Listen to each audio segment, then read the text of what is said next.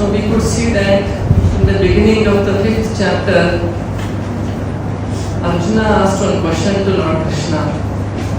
He asked, what do you mean by sannyasa? What do you mean by renunciation and who is a sannyasi? To that the whole chapter Krishna explains about who is actual sannyasi and all those details are given. And in the end Krishna gives the conclusion of the 5th chapter. What does he say? He says, Bhoktaram Vignatapasam Sarvaloka Maheshwaram Suridam Sarvabhutanam Gnato Mam Shantiricchati. Krishna gives a very wonderful peace formula. What is that? First is Bhoktaram Vignatapasam. Many times we do many yajnas or tapas we do. Krishna says, I am the enjoyer of that. Generally we do tapas, we do everything, we think that whatever phala comes, I am the enjoyer. Just like Hiranyakashipu, he went, he did tapasya. What was his intention? His intention was that by doing this tapasya, I get some boon from Brahma, by which I become immortal, and then I will conquer the whole world. So this one is, he has something for himself. So Krishna says, of all yajnas and all tapas, Bhoktara is me, Krishna is telling. Bhoktaram Vignatapasam Sarvaloka Maheshwaram. Second criteria he says is, of all the lokas, I am the Maheshwara, I am the owner, I am the controller, Krishna is telling. So this is second formula for peace in the world. Bhoktaram Vignatapasam Sarvaloka Maheshwaram Suridam Sarvabhutanam. Suhrit means best friend. No, we all have our best friends, right? If I ask you who is the best friend during your school days, you may recall one or two people. So Krishna is claiming, I am the best friend of all the Sarvabhutanam, all the living entities. So somebody knows this, he gets real peace in the world. We understood about all this in the last session. Extrapolating the same thing in the next chapter, Krishna is trying to explain more about the same. Krishna wants to be very sure that Arjuna has understood it well. What is actual sannyasa? What is actual renunciation? What is this all yoga about? So, just like any good teacher, he ensures that the student understands things very well, and many times he may have to repeat sometimes. And Krishna has taken the same role. And that is why he is also starting the 6th chapter also directly addressing about sannyasa once again. The question was asked in the 5th chapter. Once again Krishna is going into the 6th chapter, is addressing the same thing once again. Wherein he is saying that Anashitah karma palam karyam karma karoti yaha sa sannyasi cha yogi cha nilagri nachakriyaha. Here he is telling that one who is unattached to the fruits of his work, and second is one is working as is obligated. He is actually in the renounced order of life. In order to understand this chapter very well, we need to be clear about one concept. One concept about who am I, what is my position, and out of which what are the responsibilities can be known. Correct? Just like if you see the High Court judge, it's a position out of which there are many roles that follows for him, right? He has to hear both the parties, then he has to give a proper judgment, he has to write the judgment, so and so. Police, being his position, he has certain role to play, out of which many responsibilities come out. Similarly, we have our own family roles, right? We are father to our children, spouse to our spouse. We have certain roles to play. We have certain position, out of which certain role play we have to do, and out of which certain responsibilities also emerge. But these are all positions which are very, very temporary. Today I may be a teacher to one student, and that student passes to next class, he ceases to be my student. Although he calls me as teacher and relationship will never break, nonetheless I cease to play that role anymore. Many times students study so much that the students will know more than whatever the primary teacher knows, correct? Or high school teacher knows. So all the other roles in our life will keep changing. If not in this life, if you go to next life, we cease to have our previous life roles. But there is one role which never changes.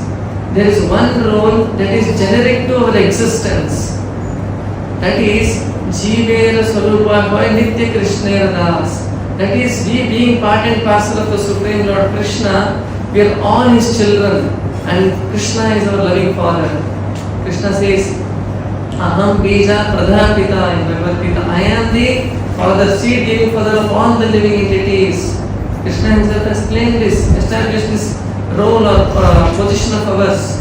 So we being children of Lord Krishna, so what are our responsibilities being part and parcel of Krishna? Just like if you take this body, Prabhupada gives to make this understand a very good example, that once it so happened that all the parts of the body, hands, legs, they all go on a strike. Saying that we work so hard, like the whole body is carried by the leg, and it goes everywhere, and the hands are the one which work. So in this way all the body parts are working, but the stomach fellow is sitting here doing nothing, but he is getting a tasty food. So all the body parts get together, and I think this fellow is enjoying, so they decide to go on a strike. Let us not give anything to him. So one day passes, and one day fast, what happens? Today is Ekadashi. If anybody is fasting, they will know. And then 2 days passes by, 3 days goes on. Then they all started feeling very, very weak. And they once again meet together, and they think that, see, we thought that we should not give food to the stomach, but we are actually feeling very weak. I think the process of getting the strength is to feed the stomach. So then they break the strike and they start eating the food. So similarly, the root of this whole creation, the root of the whole creation is Supreme Lord Himself. If you want to give food to the body, the hand cannot independently go and eat its fulla. As the process, we have to put it into the stomach, in our mouth, and then goes to the stomach, then we get our energy.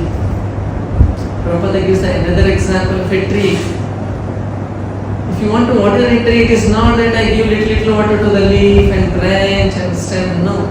If you put water to the root, it is understood that it nourishes the whole tree, right?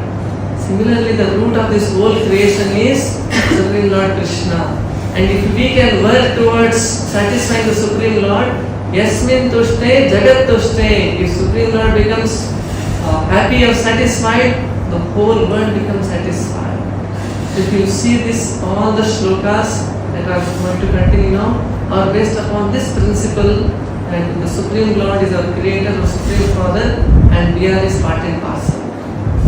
So in the first shloka itself, Prabhupada says, a Krishna conscious person has no desire for self-satisfaction.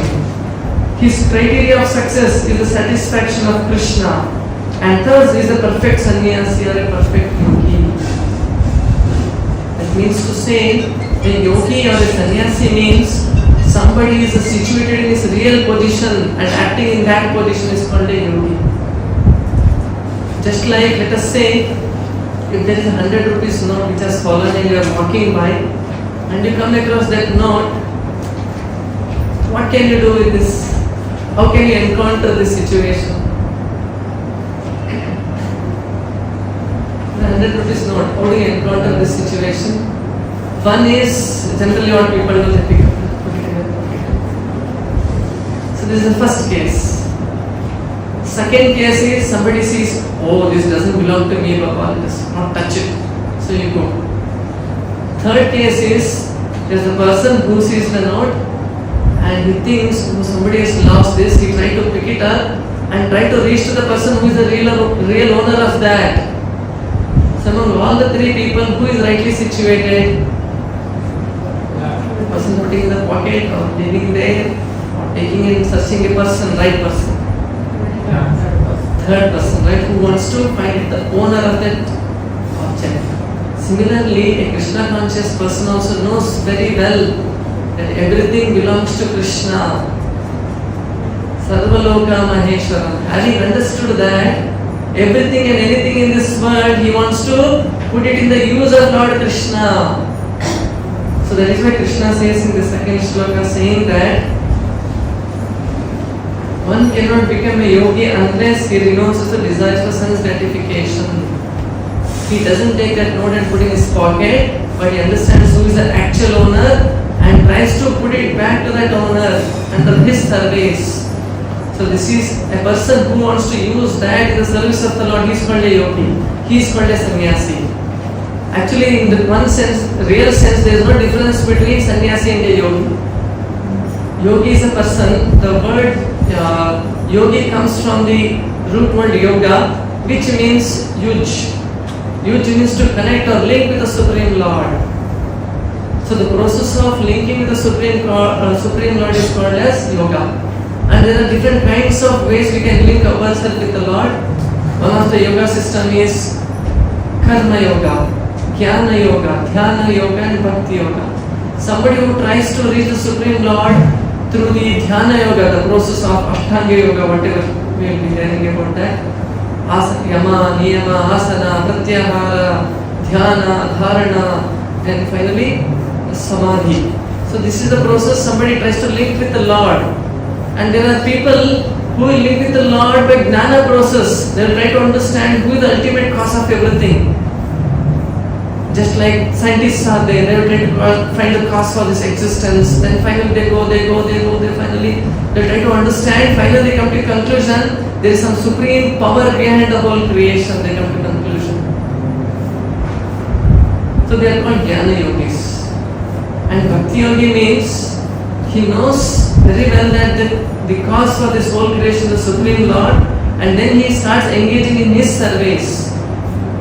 The process of Ashtanga yoga or other yoga system is to find the root of the creation, and the process of Bhakti yoga is to water that creation, the root of that creation. That means to say, the Jnana yogi comes to the conclusion that the Supreme Lord is the cause behind all this creation.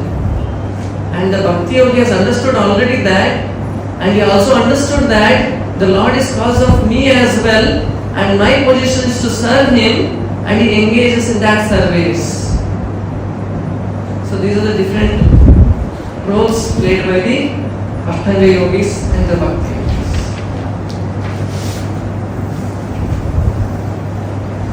So in the first two shlokas, Krishna establishes that yoga and sannyasa are the same.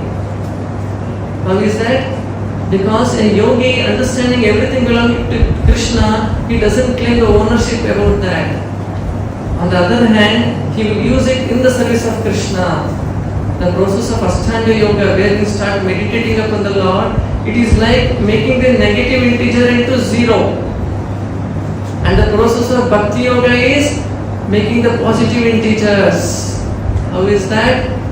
A Ashtanga yogi tries to meditate upon the Lord by negating all the mental disturbances and wants to achieve the mental equilibrium. That is why he does yama, niyama. He follows, yama means following the certain rules. Niyama means not doing certain things. Then he does asana, then he does dhyana, so that he will get a mental equilibrium upon which he can do dharana, the receiving of the Supreme Lord's image in his mind. Finally, when that dharana becomes very constant, fixed up, he attains the stage of samadhi. So this is the Ashtanga yoga process. But in the process of Bhakti yogi, from the beginning only he focuses his mind upon Lord Krishna. How it is, we will learn further in the case of Ambarish Maharaj. So in the third and fourth shloka, Krishna says about the different stages of yoga, that is Aruruksha yoga, and the advanced stage is called Arudha yoga. Beginning stage is Aruruksha yoga. That is what I explained now. That then neophyte follows the eightfold yoga system, wherein he wants to bring his mind to an equilibrium state where he tries to control his mind so that he can focus upon the Lord. But the Bhakti yogi, his mind is already controlled, being engaged his mind in the service of the Supreme Lord. So the advanced stage is the mind already fixed and engaged in the service of the Supreme Lord. And then Krishna says about the mind. Here I have one question for all of you. How many of you say your mind is a friend? Or can put it in this way. friend or your enemy? How many of you say it is your friend? Okay. How many of you say it is your enemy? How many say both? Okay, good. Some of them have not raised hand for any of those. I hope and pray for Krishna, they also have the mind. So, it is just like this. The sharpened knife, it is good or bad? It depends upon how you use it, right? A sharpened knife in the hand of the thief can take the lives. But a steel knife in the hand of a doctor can save the lives. So it depends upon the intention of the person behind that. It is told that on an average day, average person gets how many thoughts? Can you guess? 60,000. Pardon? 60,000 thoughts. Yeah, of course it's very exaggerated, but the actual thoughts, can you guess? We get around 4,000 thoughts every day. And beauty of these thoughts are 75% of these thoughts are random and unnecessary. That is why even the medical science says that 75% of the thoughts are negative and they work against us. It is just like, and where are these thoughts generated? In the mind. So we can call this mind as a thought generating factory. We have different factories, tile factories which generate minds. We have sugar factory, MRPL is there, distills the crude oil like that. So we also have one factory within us and it generates the product called as thoughts. And 75 to 78% of these thoughts work against us. It is just like you have a friend next to you, he calls himself as a friend, but all the time he is trying to pull you down. How do you feel? So embarrassed, right? And imagine we are there with such kind of a friend all the time. So that is why Krishna is now telling you about the importance of this one. He is telling, Bandhur Atmanatmanastasya Enaivatmana Jitaha Anatmanastu Shatrutve Vartaitatmaiva Shatruvat. Krishna is telling, this controlled mind is our best friend and uncontrolled mind is our worst enemy. So, we will try to chant this shloka.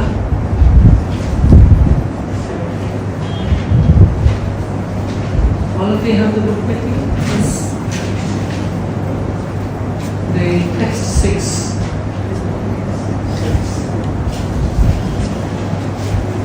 I'm not using the slides for information.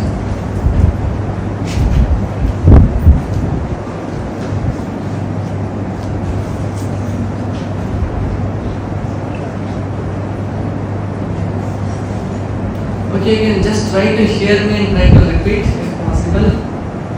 Bandhur Atmanatmanas Tasya Enaivatmana Jitaha Anatmanastu Shatrutve Vartetatmaiva Shatruvat. So Krishna is using these words for mind as a friend and an enemy. Why is he using these words, enemy and all? Because Arjuna is a Kshatriya. Since he was a Kshatriya, he could understand these terms very well. Friend and an enemy. So that is why he is using these terms and making him try to explain in very ways that becomes very appealing for him. So similarly, if we can also understand the role of the mind which is played in our life and try to use or make this mind as our friend, then it comes to our own use. Whatever our mind is today, it is because of us, it is a friend or an enemy. Mind is actually very blank. He is our servant at any step of our life. Whatever you say, it will observe and it will listen to us. Today my mind is my friend, it is because I have trained him to be so. And today if my mind is my enemy, it is because I have trained him to be so. if I put certain training to the mind, if I train my mind which will work against me, obviously it will generate the thoughts which will work against me only. And if I train my mind to work on behalf of me, mind will save us many a times. A trained mind many a times, although you want to go on to the wrong path, but if you have trained your mind, he will try to bring you to the right path. In fact, we have made a very nice video, maybe next time I can show, wherein how this mind plays a very important role in influencing our actions. So having told about this Lord Krishna, wherein first Krishna says in the 5th shloka that a man must elevate himself by his mind and not degrade himself. And he says the mind is a friend of the conditioned soul and enemy as well. The same shloka Krishna, same time he repeats in the next shloka, wherein he says the conquered mind is our best friend and uncontrolled or unconquered mind is our worst enemy. This we can understand in the case of everybody, especially the students, no? In the house, the exam comes, they have to tell to the children, study so much, right? So students, if they have controlled their mind and if their mind is listening to them, that mind acts as their friend. And if their mind is not listening to them and they are listening to the mind, wherever the mind goes, their mind becomes their enemy. Prabhupada says that this mind is king of all the senses. It is the central nodal point of all the senses, be it our eyes, or our tongue, or our ears. Generally these senses, they are like 5 horses which are trying to pull us in different directions. But mind has the power to control all of them. And above this mind is intelligence. Krishna says this in Bhagavad Gita earlier also, no? That to control our lower self by the higher self. If you want to maintain a good administration in any company, the hierarchy flows from top to bottom, right? Similarly, Krishna also shows those hierarchies in this body. Which are those? Anybody recalls? The lowest level is the gross body. Above the body is Indriyani Paranyahur, Indriyabhya Paramanaha, Manasastu Parabuddhe, Yobuddhe Parasastu Saha. So wonderfully Krishna says. If somebody can understand this, he can do self-management very easily. Wherein he says, the gross body should be controlled by our senses. Our senses should be controlled by our mind. More or less we are already doing this. If you tell you come here means, your body has come here means the senses are directed. You may be driving, some you are walking, now you are conscious. By the senses you get the input. And that's how you drive your car, correct? So then these senses are following the mind. What is in the mind? Mind has a goal. I have to go to ISKCON temple, there they have the class now, I should go there. And who has given the goal to the mind? The intelligence. The intelligence has thought that if I go, I hear Bhagavad Gita, I will be able to know, little understand and elevate myself spiritually. Having thought this, it has given the goal, I have to come here. And this goal is given to the mind. And mind works like this. So where this intelligence works from? Intelligence works through the ego. Ego means who am I? Since you thought yourself as a Hindu or a devotee of Krishna, or I want to hear Bhagavad Gita, it is our Dharma Granth. Since you had that kind of an identity, you all could come here. Right? So identity derives all our goals. So the hierarchy works like this. Whatever we think ourselves as, my identity generates certain desire. So this desire becomes the input for the intelligence. Intelligence takes this desire, processes it and gives the goal to the mind. Mind takes this goal, processes it and gives the action instructions to the senses and the body. And that's how we are all working. So if at all you want to teach children or anybody for that matter to act in the right way, if you want to stop a car, that is if the speeding car is there, what is the way to stop the car? We can catch the wheel, no? Catch the wheel, stop. We can stop the car. And that's not the way. mechanism is, you apply the brake, the car will stop. Similarly, if at all you want to teach the student, generally what we do, let us say father has one engineering company, and but the son and the parents have a desire like, no, father has built a big empire and you want to give the whole industry to the son, and that's how the dream goes on, right? But the son says, no, I want to become doctor. Parents are trying to tell you, Baba, I built such a big empire, you just take over and run the whole show, take it to next level if you want. But son, no, he has put his dream on his identity is, I want to become a doctor. Parents are like this, not pushing the car. You want to move the car, you are pushing a car, like that you are pushing the sun. But what to do, sun is not trying to put the ignition switch on. So if somebody knows how this mechanics of the mind works, so then just like a mechanic, he knows how the car works. He comes, you are seeing the engine, the mechanic is also seeing the engine. If the car is not working properly, if you don't know how the car functions, you will not be able to repair it. But the mechanic, since he knows how the car works, he comes, he sees the car and he repairs the car. So if at all we also know how this body works, as told by Krishna in Bhagavad Gita, we can also try to fix the problem and probably we can try to use the baby. So when we understand the way this body works, as Krishna is telling, the center is the mind, probably we will be able to manage ourselves nicely. And this becomes the first step for ourselves connecting with Krishna. To practice yoga system, this becomes the first step. That's why Krishna says that conquering mind is the most important thing. And after saying this, Krishna says about the symptom of a person who is in the advanced stage of yoga, Buddha stage, wherein he says that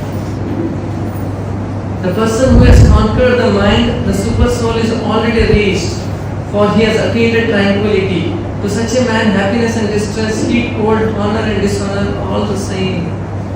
So here Krishna is telling somebody who has come to the point of, who am I? I am the part and parcel of the Supreme Lord. When he has understood his identity is, I am part and parcel of the Supreme Lord, he will not be disturbed by the external disturbances like heat or cold, shita or ushna, sukha or dukkha. He will not be affected because he knows that it is happening to the body, not to me. So this is the first step of a person who is advanced in Krishna consciousness. And then Krishna also in the next shloka says,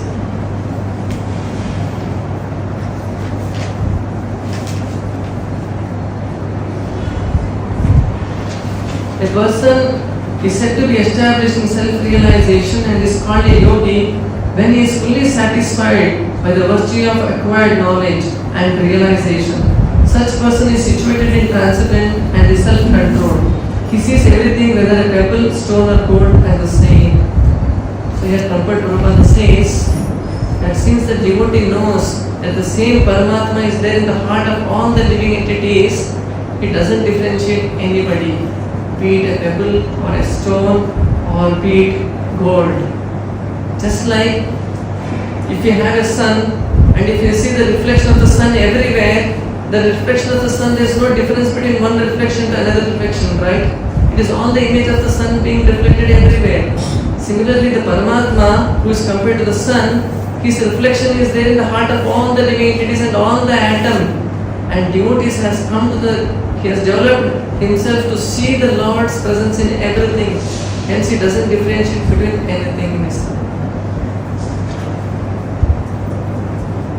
Just like to understand this, you require a strong sense of love.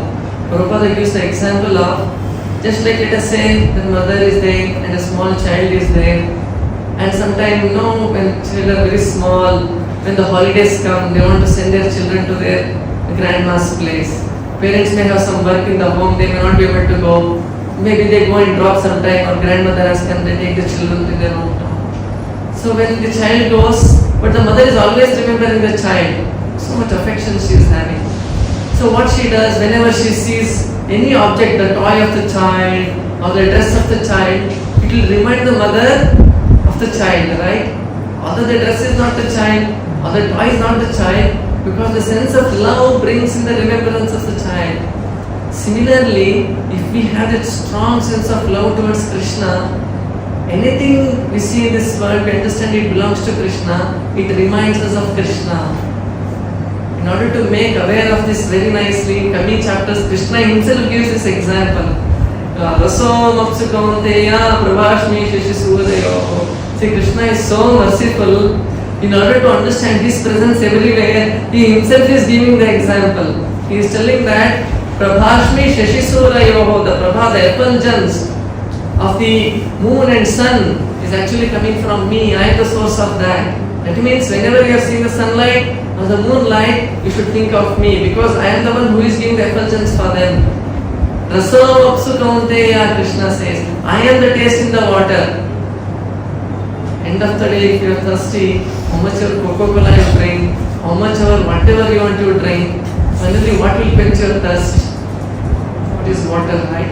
Krishna says, I am the taste of that water. So Yoga Ruda stage means a devotee has developed this strong sense of love towards Krishna, and hence he is seeing Krishna everywhere. And since he is seeing Krishna everywhere, he knows Krishna is the owner and uses everything in the service of Krishna. He doesn't put the 100 rupees note in his pocket. He uses in the service of Krishna. So this is the Yoga Buddha stage we can see here. And then Krishna little explains about Ashtanga Yoga process, wherein he says that how the yogi practices this Ashtanga Yoga. One of the criteria to practice this yoga is, generally yoga means what comes to our mind. If you go and inquire anybody, you go and make a survey in the Bangalore city, you meet 10 people and ask them what do you mean by yoga. I did this once. Swamiji, yoga means no, we should do some exercises. Surya Namaskar is there, Vajrasana is there, this asana is there, all that they tell. But somebody is little more advanced, they will tell along with these asanas, they will tell some pranam you have to do, and you have to do little dhyana, they say. You go and ask the yoga master also, what do you mean by yoga and what's the aim of yoga? Generally people tell the aim of yoga is Swami to reduce obesity, to maintain good weight, to know, have a good health. This is the aim of yoga. Even you go to yoga master and ask, what do you mean by yoga and what is the aim of yoga? At the maximum you may say that yoga means Swamiji, we have a sound mind and a sound body, wherein our mind is controlled and we are focused, we are not disturbed by anything. This is not good to hear, right? But the real meaning of yoga is to link with the Supreme Lord.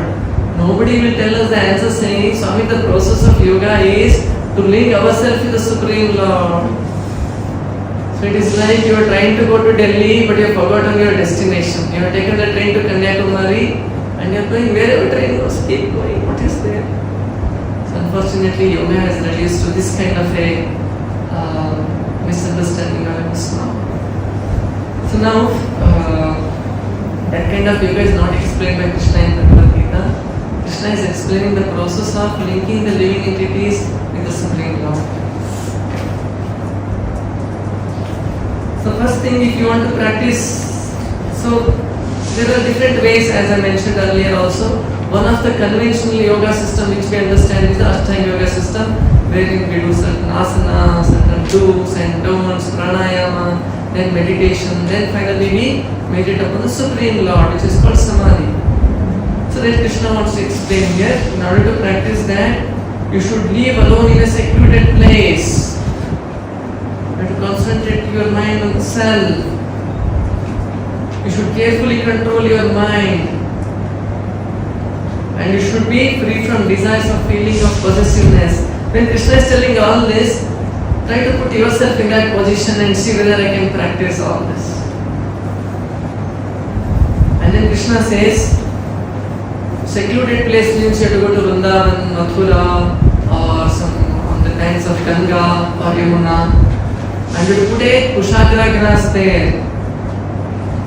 You cannot order on the Amazon on mat and no, you order the mat and you sit in the mat. No. But you use the mat which is made of kushagra grass. And covered with a deer skin. The government of India has banned using deer skin. If you are sitting on a deer skin, you may be arrested. Be careful. So this is also one of the criteria to practice Ashtanga Yoga. And then this seat which you are sitting should not be too high or too low. Like I am sitting, it looks, I am feeling I am sitting on too high, and you all I am feeling at a too low seat comparatively. So it should not be like that also. Then you should sit very firmly with your neck and your spinal cord and head on the straight line. I tried once doing like that. In 15-20 minutes I started getting back pain. Some of them can't even sit straight at all, forget about practicing. So in this way, purifying the heart and fixing the mind on one point. And to fix your eyes on one point. Meditate upon Lord Vishnu, you have to fix your mind on one point of Vishnu. If you start doing that, fixing the mind and eyes on one point, start getting little headache. So, in fact, what to speak of us who would encounter so much of trouble in practicing this, which Krishna continues in the next line also. Where he says one should hold one's body, neck and head erect in a straight line and stay steadily at the tip of the nose. How many of you can do this for a minute? Staring on the tip of a nose. Can you all try this? For 1 minute. Not closing your eyes. You have to stare at the tip of your nose. Imagine you are supposed to do this all the day while practicing the yoga.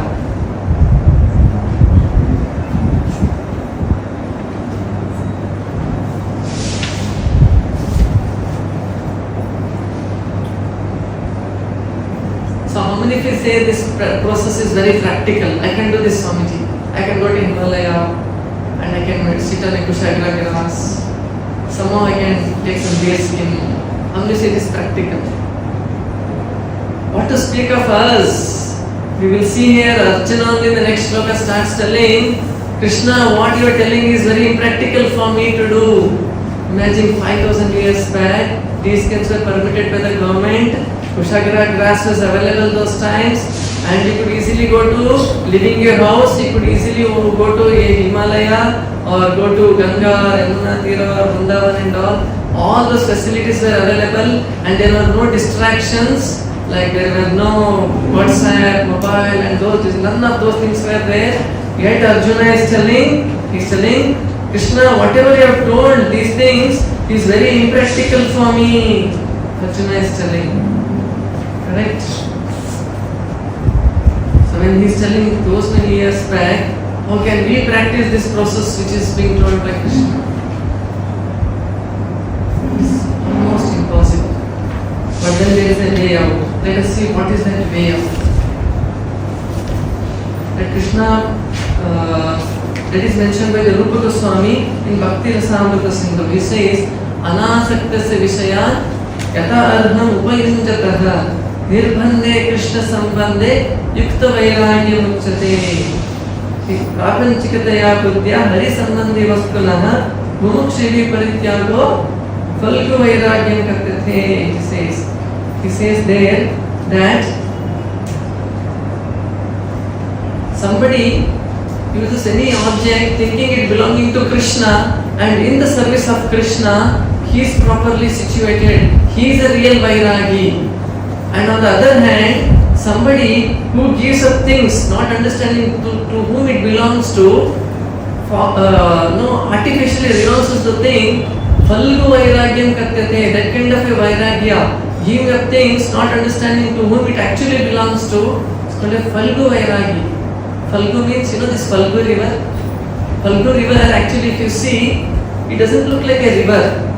But if you little dig the mud from it, actually see the river flowing down. Falgu river. Falgu means it doesn't appear to be so illusory. So similarly, there are many people who seems to be renouncing everything, but not understanding that actually everything belongs to Krishna. So such kind of renunciation is just like you go in front of the Canara Bank and say, I have renounced all the money in this Canara Bank. So you become a renouncer of that money? No. Why? It doesn't belong to you in first place at all. Then how can you say I have renounced this? Similarly, everything and anything in this world, everything already belongs to the Supreme Lord. And you say, I will renounce it for the sake of the Supreme Lord. Does it have any meaning? Including this body. When I was born, I didn't tell my parents, you give this type of body for me and it should be like this. I didn't choose this. It is bestowed upon me, right? So, understanding who is the actual owner and using the things in his service, the Supreme Lord's service. And Krishna told in Bhagavad Gita, Bhokta Ramekta Tapasam Sarva Lokam Maheshwaram.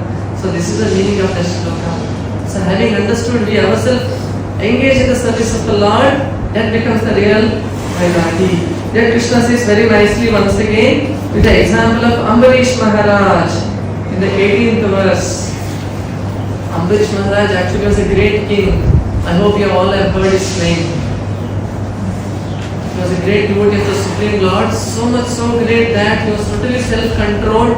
Whatever the symptoms Krishna says in Bhagavad Gita here, all the symptoms he had just by becoming a devotee of Lord Krishna. One day it so happened that he being a great king and a great rishi as well. That's why we hear our kings were Raja Rishis. They are not only called Rajas, they were actually rishis, a renunciants or a yogis. But he has taken the role of a Raja as well to rule over the kingdom. Ambarish Maharaj also one kind of such person. So Ambarish Maharaj, name and fame spread everywhere as a great Raja Rishi, and Durasamani became very angry. I have been renouncing the whole kingdom, I am not enjoying, I don't have any position, I am practicing asceticism since long, being in the forest, but he is more famous than me. How is it possible? So being jealous of him, he comes to the kingdom of Ambarish Maharaj, and he exactly comes in the situation wherein Ambarish Maharaj was about to break his Ekadashi. And today is Ekadashi, no? Tomorrow morning on Dwadashi day you are supposed to break the Ekadashi. And generally those times they used to follow a very strict time in which you have to break your Ekadashi by taking some grain or such thing. So Durasamani exactly goes at that time as a guest. And Atithi Satkara, the etiquette of Atithi Satkara is you cannot eat anything without giving to your guest. And Durasamani has come, but the time is passing by to break that Ekadashi. So Ambarish Maharaj was in a fix. He didn't know what to do. He cannot eat anything without offering to Durasamani. And Durasamani, when he comes, he told, I will refresh and come. So Durasamani went for refreshing and coming, and he intentionally delayed so that the time will go. And Ambarish Maharaj didn't know what to do, so he asked the council of ministers on the Brahmanas, what should I do in this situation? The Brahmana says, you take some water. It is as good as breaking your vrata. At the same time, you are not breaking the Atithi Satkara. Water is allowed, exception. So he wanted to drink water. By the time Durasamani appears and becomes very angry. You are breaking the Atithi Satkara, you are drinking the water, you are taking something without telling me. And immediately creates one demon there by his mystic power. And this demon, which was very ferocious, was supposed to go and kill Ambarish Maharaj. But then Ambarish Maharaj also was worshipping, guess whom? He was worshipping Krishna with Sudarshana Chakra. So this Sudarshana Chakra becomes very angry and he starts attacking this demon. He kills that demon and this Sudarshana Chakra starts attacking Durasamani as well. So Durasamani starts running and Sudarshana Chakra is behind. And finally Durasamani goes to Lord Shiva and he asks for his help, please protect me. And Durasamani is brother of Lord Shiva. Both are children of Brahma. So then Lord Shiva says, please pardon me, this is Lord Vishnu's Astra, I can't do anything, it is supremely powerful, I can't do anything. No, Durvasa says, no, please tell me something, tell me way out, if you are not able to help me, who can help me? But only Brahma is the head of the Brahmanda, you can only make by him. So he goes to Brahmanda Loka from Kailasa. So he meets Brahma, please, Sudarshana Chakra is climbing behind me, please help me, please save me. I am not able to tolerate the scorching heat coming from it. It will kill me, it will devour me. And Lord Brahma says, sorry, even I can't do anything. I am helpless, it is Lord Vishnu's supreme weapon, ultimate weapon. What? I can't do anything. Then, okay, tell me some way out. Who can save me? Then Brahma says, this is the weapon of Lord Vishnu. So if Vishnu desires, he can help you. Starts going to Vishnu Loka also, he goes to Vaikuntha Loka. Beyond this material world. And goes and meets Lord Vishnu. And he falls at the feet of Lord Vishnu and says, my dear Lord, please protect me. This Sudarshan Chakra is attacking me. Even Lord Vishnu says, I am helpless. I am not able to do anything. You have offended my devotee.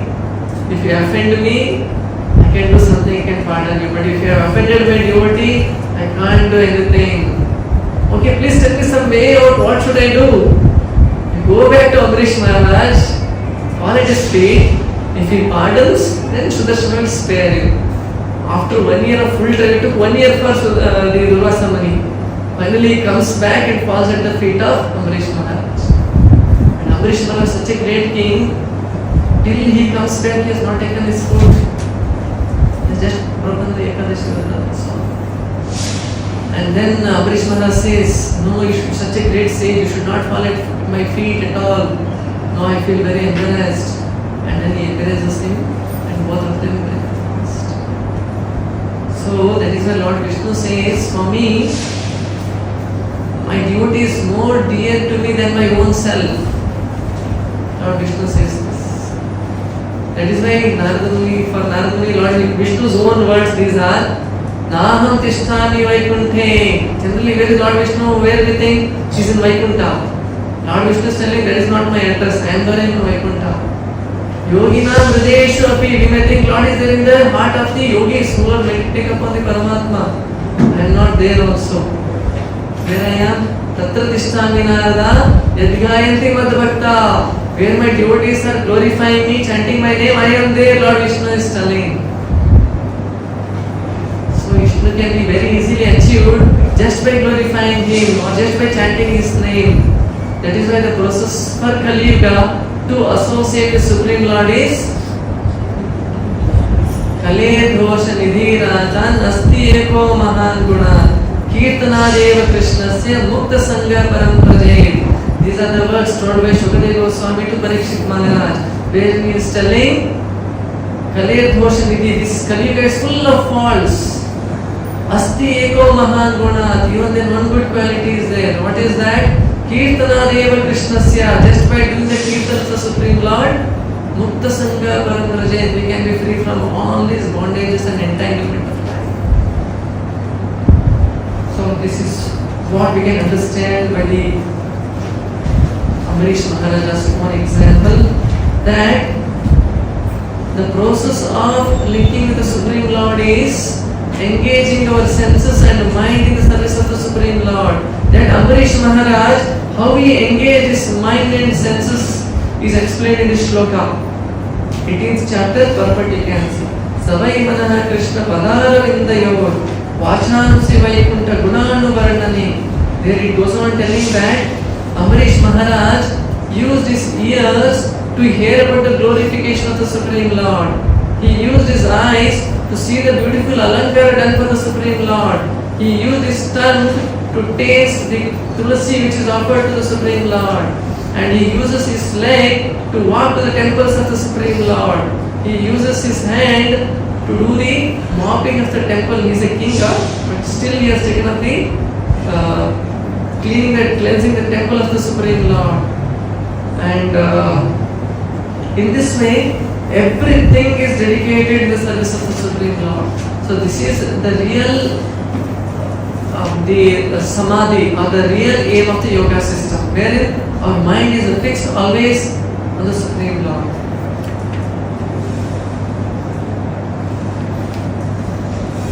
So in that way, Krishna goes on explaining about the methods. So after explaining the perfectional stage of Ashtanga Yoga, Krishna says the methods to attain Yoga Rudha stage and the success formula to bring the mind back. So this is also a very important thing. So now Arjuna has shown that Krishna, I cannot control my mind. He says this in the 33rd and 34th shloka, wherein he is telling, Chanchalami mana Krishna pramati balavadrunam tasyaham nigrahamanye vayoriva sudushkaram. He's telling, very nicely explains, this mind is always restless and turbulent. It is so strong that even a person who is trying to control the mind, even for such a person the mind will take him away somewhere else. Forget about all people who are not practicing to control their mind. They are out of question only. Person who are trying to control their mind also, for that he will not be able to control. Finally Arjuna accepts his defeat. My dear Lord, I can somehow control the wind. By his mystic power I can control the wind. I cannot control this mind. Because mind is so turbulent and so flickering. So for that Krishna says,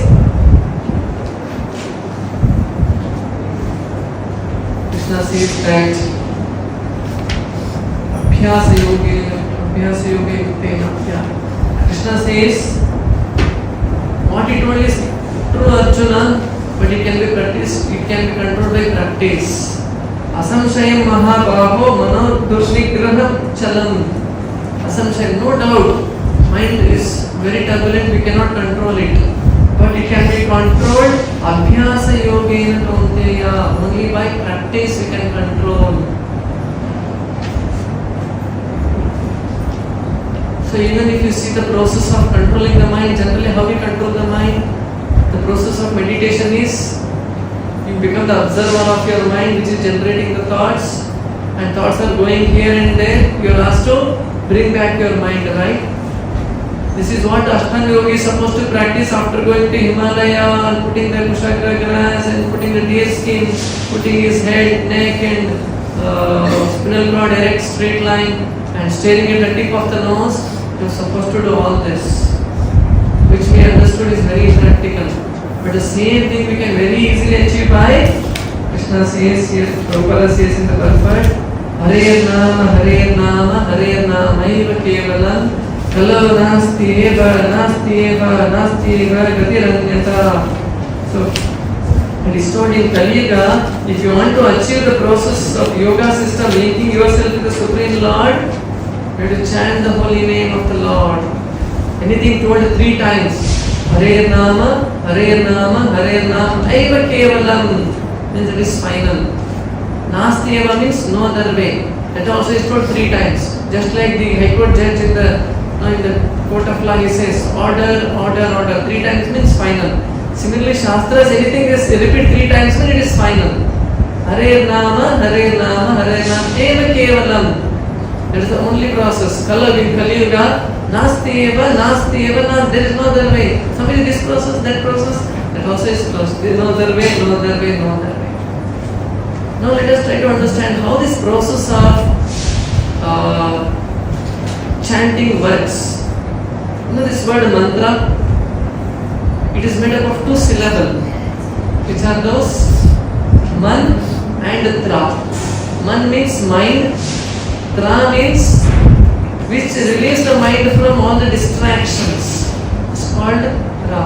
So mantra necessarily means that which relieves the mind from all the distractions. It's called mantra.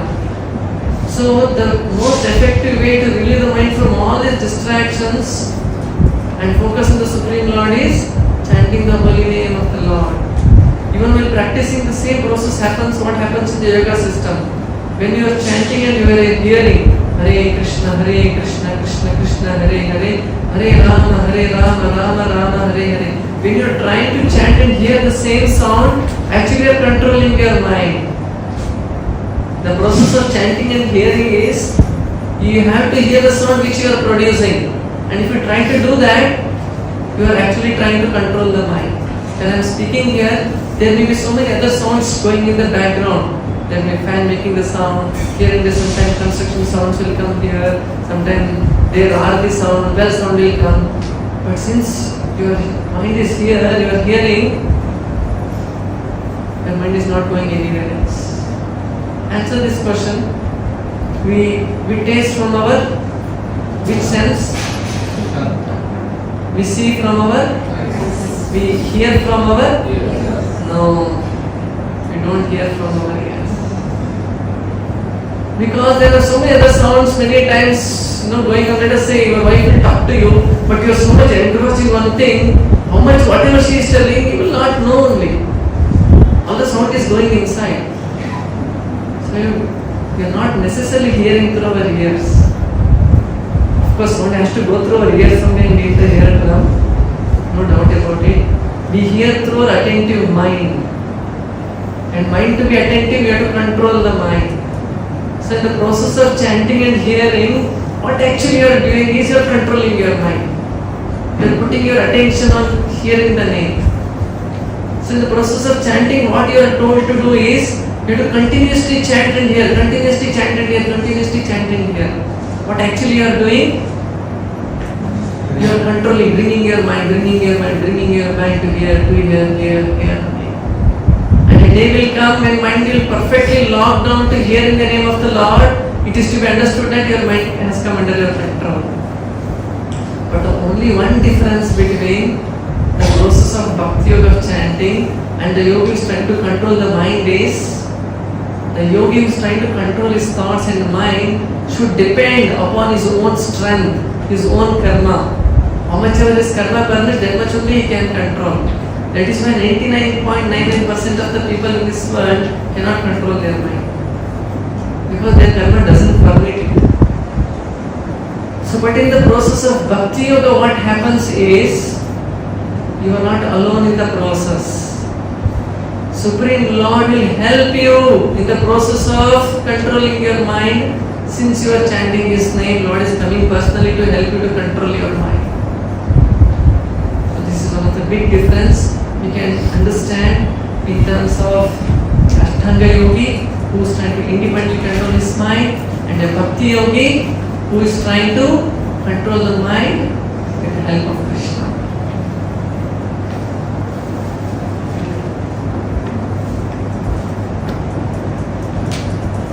So Krishna says about controlling the mind by abhyasa, by practice and detachment. Both he says. And then in the 36th shloka, Krishna makes one very emphatic statement wherein he says,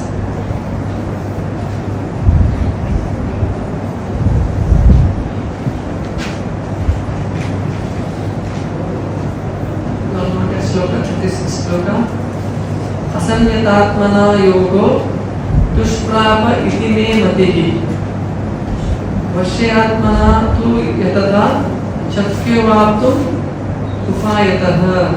So Krishna is telling, for one whose mind is unbridled, self-realization is difficult to work. But he whose mind is controlled and who strives for right means is assured of success. That is my opinion. So Krishna is telling that if at all you want to progress in your Bhakti Yoga or any yoga system, controlling the mind is the first. Any of the yoga system you take, anybody says about spirituality, controlling the mind becomes the first step. Somebody says, I am not controlling my mind, yet I am a spiritualist, means you should understand that he is not a real spiritualist. Like there are many people who say, I do this yoga system, that many of the people want to do yoga system so that they can enjoy nicely, they will get a good lifespan, good healthy life, they want to enjoy. That is not the aim of the yoga system. The aim of the yoga system is you control the mind and engage that controlled mind in the service of the Lord. Just like as I explained in the case of chanting the holy name of the Lord, you are controlling the mind, but you are focusing the same mind on hearing the Lord's name. Ambarish Maharaj, he used his mind, he uses all the senses, but in the service of the Supreme Lord. So this is the perfection of the yoga system, and Krishna is hinting here, this is the only process of achieving the success in yoga. Then, the 37th and to 39th shloka, Arjuna is asking some very important question. Okay Krishna, I will practice whatever you have told, I will take up to a Bhakti Yoga system or whatever yoga system, and I will start practicing this. But what if half the way after practicing, I become a failure. What happened to me? Will I be a failure in my life? Just like yesterday, somebody came to a temple telling that Swamiji, my daughter, she has finished 2 levels of CA examination successfully. Now she has to do some articleship for 2 years, and then after that she has to write some final exam, and she will be a CA. So I was just asking, what is this whole process? He was telling it is so tedious that if you have 6 subjects, every subject you have to get minimum 40 marks, and aggregate you have to get 300 marks. If any one, even if you get aggregate 300 marks, but any one subject you get less than 40 marks, you are fail. All the 6 subjects you have to write once again. So, in fact, last time we had gone to Jagannath Puri recently, and one of our devotees there also had come. She had written her CA exam, and on that day it was the result day, and immediately after having the Jagannath darshan, she got a message. She saw the results that she has passed the exam. So then we happened to meet her in the airport there, and I was asking how was the darshan and everything. So it was very nice. Now I searched through this thing. I got the result after I had the darshan of the Supreme Lord. But it was, those 8 years was so much, tedious and so much this much. She started explaining the whole process, that even one step she misses out, they have to repeat the whole process. She was telling it was her 3rd attempt or something, and she could clear. So there are many people who have made n number of attempts and never cleared, right? So Arjuna is asking, even in spiritual life also, if I fail like that, mine will also be failed like that only, Krishna. Generally what happens, especially in this BCom course, what happens, either you become CA, become very shining in your career, or you become that company secretary or something. You go to very big height, and if you don't do that, down, all your life will become a clerk or an accountant in somebody's office, and you retire as an accountant. So Arjuna is also very concerned here. My dear Lord, I take up to this yoga system, and if I become a failure, they become like a ribbon cloud in the sky. A cloud now when they become separated, driven by all other clouds, it has no value. It is no more a rain-bearing cloud. It becomes scattered here and has no value. Will my life also become like that? I dedicate my life for this, and start following certain process. I regularly come to temple, I chant Hare Krishna mantra, I read Bhagavad Gita, but somehow or the other is give up in between. What will happen to me? So very valid, very reasonable question is asking. So all this coming to temple, Lord, will you become waste or what? Tomorrow give up Krishna consciousness. So then for that Krishna says, Krishna gives a very assuring answer for that. Wherein he says that he says Uchinam Shrimatam Gehe Yoga Prashta Sanjayate. He says that somebody has taken to the spiritual path, it will be for their eternal credit. If you have made your progress in spiritual life, let us say 100% in the success of spiritual life, if you have made 10% progress, next life you will start from 11%. Carryover will happen for you. You will make progress in that way. That is why if you see, if all of us are in the spiritual pursuit here, all of us are not on the same level. Somebody very quickly take to Krishna consciousness and makes fast progress, and somebody even after a very very prolonged time also find it very difficult to practice the basic Krishna conscious principles. It all depends, because he has made it faster lot of progress. He has already come to 80%, 90%. So he quickly will finish. Others it takes more time. So this is unlike in our material life. Let us say I was a millionaire in my previous life. Can I come and say in my previous life I was so and so? I can claim that money now.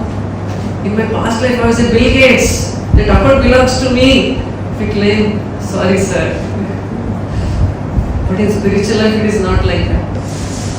If you made a progress 10%, start from the 11%. In the ladder, whichever way you are, you carry over from there. So this is assurance Krishna gives.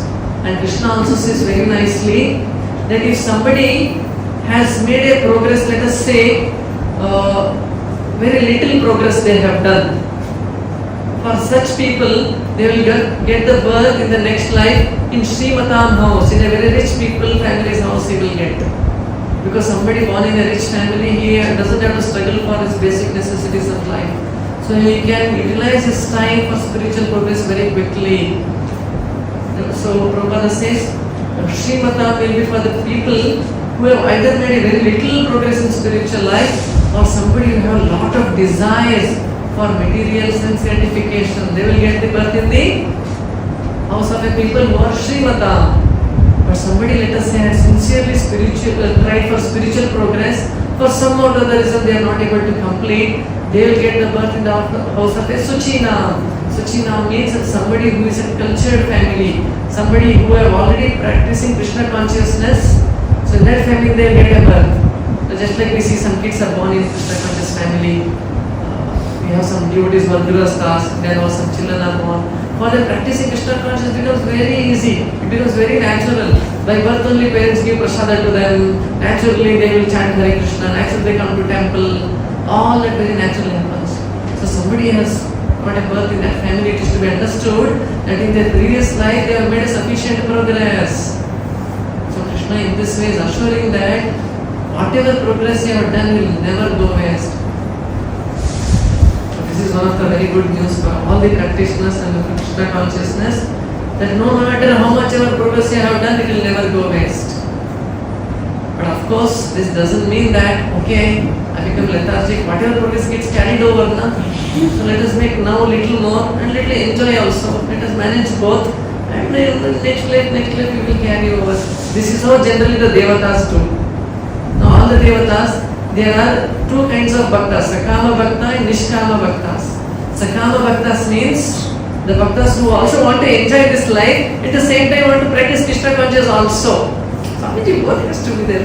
Sometimes you have to go to yatras like Vrindavan and all. Sometimes you should also keep going to Los Angeles and you have to do Paris. Both you should have in mind, both you should enjoy. So they will get the birth in the Srimatam house. Somebody want to accelerate their process, somebody is serious in their Krishna consciousness, they will be fully focused in Krishna conscious path. Of course, don't go and tell him tomorrow, Swamiji has told you should not go for, Los Angeles or any other way. No. What I mean to say is, the person who is focused in Krishna consciousness takes strictly and follows the path of Krishna consciousness very strictly. He is not diverted here and there. All day goes to Los Angeles, like Prabhupada went to Los Angeles, he went to Pisa, Eiffel Tower, everywhere he went. But there, what did Prabhupada do? He did Hare Krishna Kirtan there. So tomorrow in India also we have to take your children. Because children are brought in that generation, they would like to go, you take them, no problem.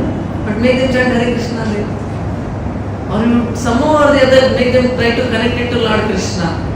Just like Prabhupada says, once walking on the beach, next to the beach they are walking, there is a sea, and Prabhupada had a stick, he shows at the sea and he says, see, this sea is not crossing its brink even an inch because of the order of Lord Krishna. So he is trying to connect them to Krishna. So in this way, only you may take your children for playing or whatever it is, but try to connect it to Krishna. So in this way we can become Krishna conscious. So what I mean to say is, Devatas, they are Sakama Bhaktas. They want to enjoy this world, that is why they are, but at the same time they are Bhaktas. That's why Lord Vishnu sees that they are my devotees, they are sincere devotees.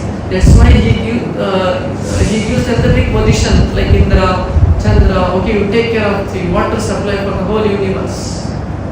You take charge of the whole planet, you are the king. Surya Deva is the king for the Surya Vivaswan, his name is. He is the king for the Surya Loka.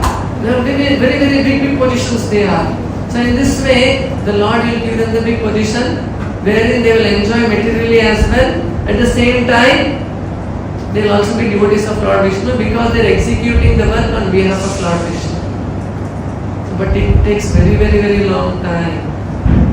But if somebody wants to quickly make progress in Krishna consciousness, what is the way out? The way out is become Krishna conscious always. Always remember Krishna, never forget Krishna. So this should be the formula of our life. So स्मर्तव्य सततं विष्णुः विस्मर्तव्यः न जातुचित्. Smartavya Satata Vishnu means always remember Krishna. Vismartavya Jatachit means never forget Krishna. So this is the constitutional position of a real yogi. And then Krishna explains in the 46th shloka that among all the kinds of yogi, bhakti yogi is the highest. तपस्विभ्योऽपि अधिको योगी ज्ञानिभ्योऽपि मतोऽधिकः कर्मिभ्यश्चाधिको योगी तस्माद् योगी भव Arjun. Do we chant these shlokas also in the classes? Do we used to do that? Some selected shlokas. Okay. We'll check whether we have those shlokas.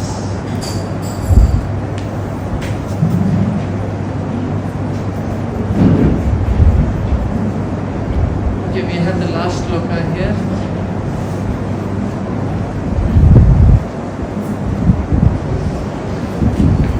So Krishna is telling the hierarchy of different yogis.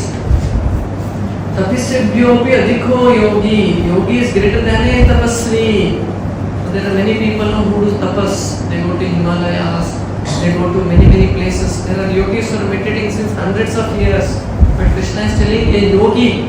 Yogi means who is my devotee is greater than the yogi. Jnanibhyopi mato adhikaha. Even greater than a jnani. There are many people who are very great scholars, who knows all the Vedas, who knows all the mantras, everything. But Krishna is certifying that a yogi is greater than not only the tapasvi but also a jnani. Karmi bheschadiko yogi. Yogi is greater than even a karmi. Karmi means one who is doing his duty. There are many people who are meticulous in doing their duty. A yogi is even greater than them. Tasmad yogi bhava arjuna. That is why in all circumstances become a yogi, because yogi is the highest. Krishna is recommending us to become the highest and the best. And the same thing Krishna repeats in the last shloka, saying, this we will all chant. This is the screen. You can all see the shloka. It's visible.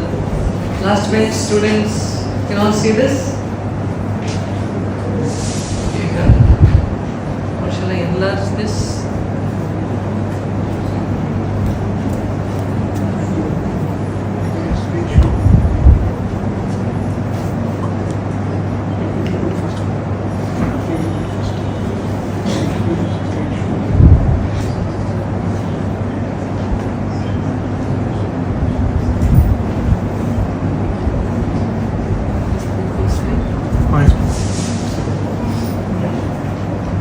योगिनामपि सर्वेषां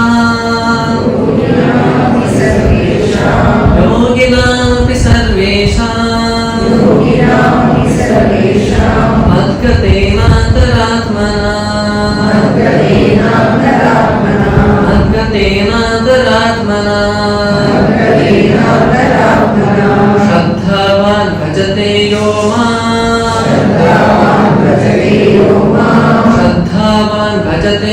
मां समे युक्ततमो मतः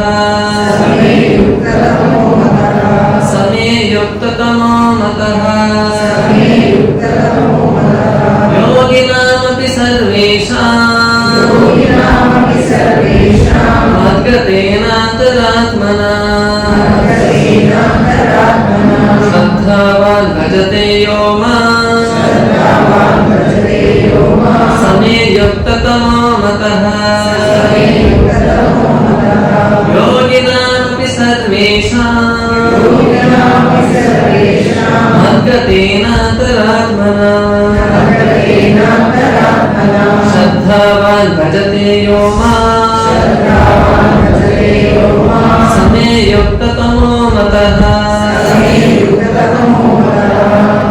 Krishna is telling that of all the yogis, he who always abides in me with great faith, worshipping me in transcendental loving service, and is most intimately united with me in yoga, and is the highest of all. Krishna is telling among all the yogis, somebody who is always focused upon me, so he is the greatest of all. And with the determination, if he starts practicing this, Krishna will give all the help. So determination is very important. Utsaha nishchaya dhairya tattat karma pravartana sangatyaga shatavritte shadvir bhakti prasiddhyati. There are 6 things that will increase our bhakti. One of them is determination. Utsaha nishchaya. Nishchaya means determination. Prabhupada in the Bhagavad Gita in this chapter gives a very good example of once upon a time there was a sparrow which had laid its eggs on a tree, and this tree was on the bank of one lake, and there was a big storm, and these eggs they fall into the waters, and the sparrow comes back and sees that there are no eggs, they are missing, and then it asks the personality of the lake to return back the eggs. But who will care for an insignificant sparrow? Will not even care. But the sparrow is very much determined. And what he does after finishing his morning food, its only job is to take little water from the lake, put it aside. From the small pit, take little water, put it aside. So that it will empty the water of the lake and retrieve its eggs. But then this news reaches the king of all the birds. Who is that? Garuda Deva. And being very compassionate upon the fellow bird, comes down and he tells the personality of the lake, return back the eggs, lest I have to take up a task of the sparrow. And the personality of the lake will shiver, because who is Garuda? Vahana of Lord Vishnu. If he makes up his mind, he can drink the water of all the 7 oceans. And the eggs were retrieved and given back to the sparrow. The moral of the story is, God help those who help themselves.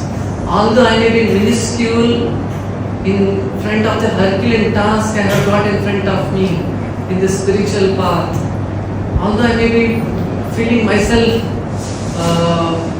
nowhere in achieving that perfection, but still with sincerity and determination, if we try like this sparrow, then Krishna will help us. He will fill the gap. I would have made progress only 20%. Another 80% Krishna will fill the gap and he will give the passing marks. So this is the Krishna's compassion. That's why Krishna is called what? Hey Krishna, Karuna Sindhu, ocean of mercy. Sindhu means ocean. Karuna Sindhu, ocean of mercy. Deena Bandhu, the friend of all his devotees. Deena Bandhu, Jagatpate, Gopesha, Gopika Kanta, Radha Kanta Namostate. This is the prayer being done. So Krishna is all the more happy to help us, but we are the one who have to take the first step. It is just like we are falling in the dark well. You are not able to come out for some or the other reason. It is somebody gives a rope, we can hold that rope and come out, right? So holding the rope at least we have to do. Somebody is there outside to safely pull out. But if you don't even hold the rope, or half the way you leave the rope, what will happen? So the process of holding on to the instruction of Lord Krishna, which is told in Bhagavad Gita, is equivalent to holding that rope tightly. Then Krishna will safely remove out. So this is, and that is actually the yogi who holds onto the rope very tightly. So this is what we can understand from these chapters. Anybody has any questions or any clarifications, doubts? Regarding the sense of intelligence, you said that intelligence is due to the identity or ego. So what about curiosity? Curiosity is also coming from, means what is the question? Where is it? Like if I have to drive over here, come over here. Pardon? If I have to come here, for me the reason is I am curious about the subject. So how does that come into this factor? If it's only intelligence, if it's only my identity, then okay, because I might come because I'm Hindu. But if there is someone else who is interested in the subject, who is not a Hindu, so he has to be curious to come over here and learn this. Curiosity is also one aspect of interest only if you little note it. It may not be a very fixed up interest, but it may just an interest, wherein you are opening up yourself to certain possibilities that you may encounter. If it convinces you, you may try to go in that path. If it doesn't convince you, you may not go in that path. So many of the times, many of the habits are taken up in this way. Let me try it out. Once I will try it, then I will give it up. But then, by the time you already tried first time, we are trapped. This is what happens with the negative habits. Correct? So there is an element of interest there also. And that interest comes out of your identity. So you, if you don't have that identity, you will, let us say if you don't have identity of being a Pakistani, if Pakistan wins a cricket match or anything, you will never feel happy. Because your identity doesn't support those emotions. Of course, it's a very big subject matter. I cannot explain the mechanics of a car in one, you cannot explain in one class.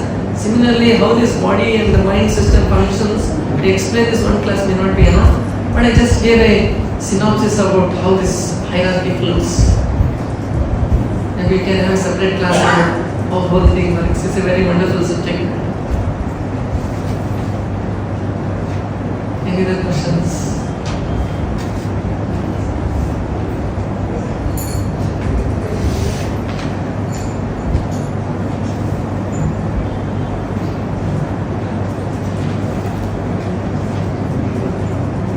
So yeah, one more comparison that is given is, I told about Sakama Bhaktas who want to enjoy and at the same time they want to spiritually progress. Because Devatas are doing it according to ordained by the Lord, but there are some people who does the sense gratification which is not authorized, at the same time they want to pursue spiritual path. It is just like you are doing an yajna, let us say, you want to put on the fire and you are trying to put on the fire, master everything you have put and you want to put on the fire and somebody comes and puts some water on that. And once again you want to put on the fire, once again you put the water. Will you be able to ever ignite the fire? Similarly, the process of doing sense gratification is called bhoga tyaga. Doing sense gratification and then then you want to do little tyaga. Then you want to do little bhoga. You enjoy so much, you feel frustrated, and you want to do little of spirituality. And you do little of spirituality. Once again, you feel like you want to enjoy, and once again you try to enjoy. And after enjoying, once again you feel little frustrated, and this is called bhoga tyaga. Bhoga tyaga. It is like you're putting a fire, putting water, putting fire, putting water. Doesn't help much. That means to say we have to give up sense gratification. But one good thing about giving up sense gratification is, doesn't mean that you should give up eating, doesn't mean that you should give up seeing the nice programs and all those things. No. It is only you have to connect it to Krishna. Just like let us say you want to see some movies, see the movies related to Krishna. You want to hear some music, hear their wonderful music. Good news. There are very wonderful music composed by devotees of Lord Krishna. You hear those music. So this way you want to eat nice Krishna's prasada is there. You eat those, whatever you want to cook, you cook as Krishna's prasada, you eat that. So then we are not giving up anything, but you are doing it in Krishna conscious way. This is what it means. So we conclude here. Granth Srimad Bhagavad Gita ki Jai.